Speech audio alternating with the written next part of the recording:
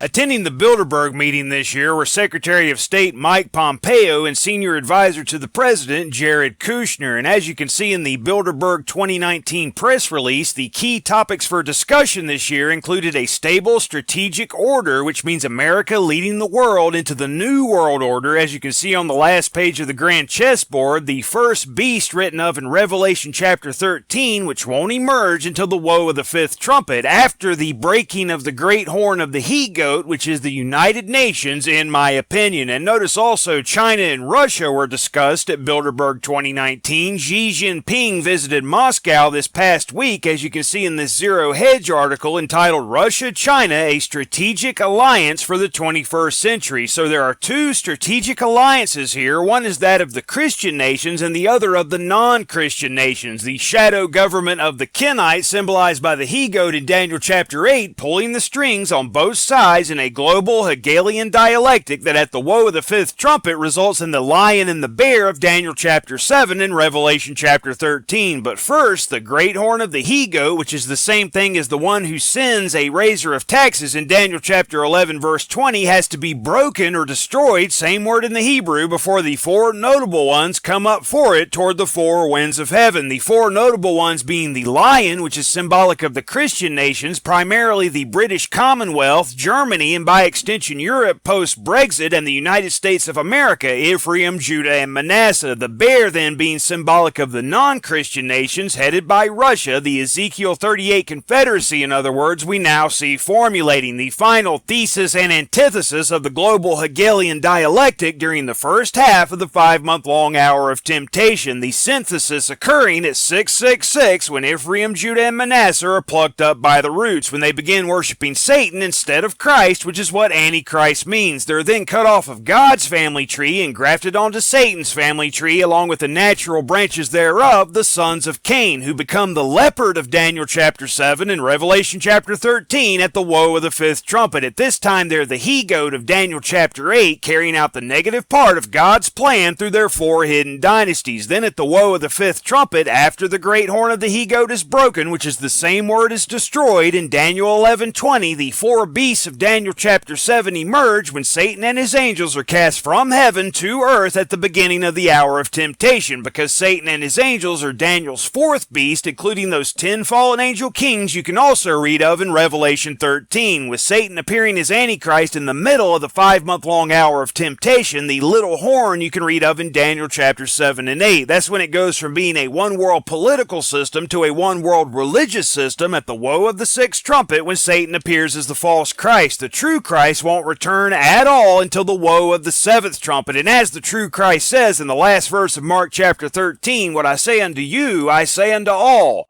watch.